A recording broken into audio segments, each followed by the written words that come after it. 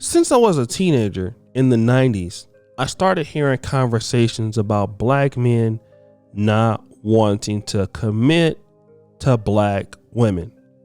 And I think most of you guys heard that around the country in certain spots in Black America. By the time I got to high school, I kind of felt that many black men were using black women, and it was really just, our fault. We were not taking care of black women. We're not marrying black women. We're running from all of our responsibilities. Until I got a little older and understood things for myself.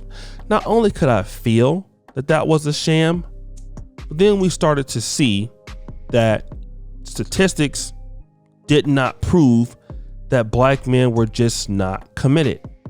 And I want to prove it. There's a really good website called blackdemographics.com. And if you look at the black population, you will see black men are 2 million less than black women. But guess who has more marriages? Maybe it's better if I let Chess Charday explain exactly what this really means, and then we'll come back and talk more about it. Okay, so you actually make a great point, because this is actually one of those common misconceptions floating out there as it pertains to the black community. Currently to date, although there are about 2 million less black men than black women, there are more black men who are married. A higher percentage of black men are married than black women. Again, although there are 2 million less black men, more black men are married. A higher percentage of black men are married within the black community. So based upon that evidence alone, black men are the ones that are committing the most. So we can't say in one end that, black men don't commit, and look at the marriage rates and see that they're the ones who actually are choosing to get into long-term relationships. Not to mention that it is black women, by and large, who are exiting the relationships or are filing for divorce. So this is just flat out a misconception. So there we have it. That is proof, and you've seen it on the screen here with blackdemographics.com, that, hey, black men are committing to black women. So then that must mean something is wrong with the narrative. So then why is something wrong with the narrative? I'm glad you've asked that question, because there are black women still complaining that black men don't qualify as committed individuals in relationships. So what does this mean? This means that either black women are being lied to by certain black men, or they are choosing these particular black men to be in relationships with, and they don't want to own up to the accountability that these black men had these red flags before they met them. Let's look at somebody like India Royale. Now, India Royale, in my honest opinion, I would classify her as a urban socialite. I would classify her as something like an IG model. And there was a particular post on Twitter where you had a brother that says, the girl who F with you when you not where you want to be is the one you spoil. India replies by saying this: do not listen to these jiggas, ladies. This is not what they do. So then a brother says this: just because Dirk lied to the world about being loyal to you, don't mean every man is like that. Speak for yourself. She replies, this is not about loyalty. This is about being broke, getting on, leaving your down chick. Can't relate because I don't F with broke jiggers at all. Thanks for stopping by. So clearly she is distraught for the fact that Dirk said he would be loyal to her, but then Dirk was not loyal to her.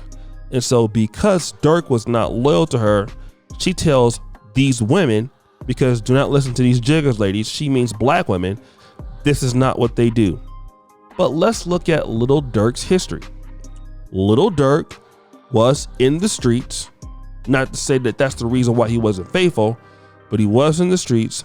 Little Dirk had a lot of children by multiple women before you started dealing with him. He raps about a lot of negative things, violence, and not being a nice person. All of those are what we consider to be red flags. But now, because you said you don't F with broke people, although you claimed that when he was broke and didn't have anything but 5 kids, you were still with him, you feel like he was going to be different. But in all reality, you knew that this was the kind of person that he was. You're just upset that it didn't turn out in your favor. See, what you thought was that Little Dirk was going to change for you. You thought that you could change him. But as the old adage goes, you can't teach an old dog new tricks.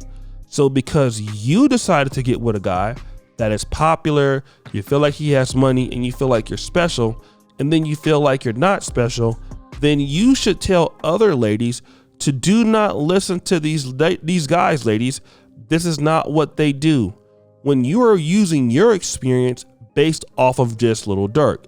Now, let me kind of pull this together, if I will, and let's imagine something. Imagine if the tables were reversed and Little Dirk was the one that was saying, do not listen to these ladies, fellas. This is not what they do. Now, how would women take for the fact that a man would say that because his girl cheated on him, all black women will also cheat on you? There is no way in the world that black women would find that to be acceptable. They would want to say you are a misogynist, you hate yourself, you hate your mother. Why are you putting all black women in a box? They would also tell you, why don't you choose better, or why didn't you choose better? Which would be actually a pretty good response, because that person is just talking about something on an individual basis. It doesn't mean that all women would do what happened to him. It just means that in his case, he's unfortunate. That's really what it is. He's unfortunate. Now, sure, women can cheat on you. Sure, women can do some mean things to you. But now it wouldn't be fair for him to take out all his frustration on all women. But here's what a lot of men are finding in America. When men are coming into encounters with different women, what's happening is women are judging them based on what other guys have done. So therefore, the next guy has to pay for what the previous guy did. But at the same time, women do not want you to judge them on what past women have done, while sometimes they are judging you based on what past guys have done for them. And then when you don't want to put up with that sort of ideology or with that sort of behavior, then all of a sudden you're weak because you don't want to put up with that situation. So that then makes you a weak man. This is the behavior that guys are experiencing. This is the behavior that is occurring, and it makes absolutely no sense. India Royale picked a guy that was from the hood with the same values that she has. She has very low values for herself.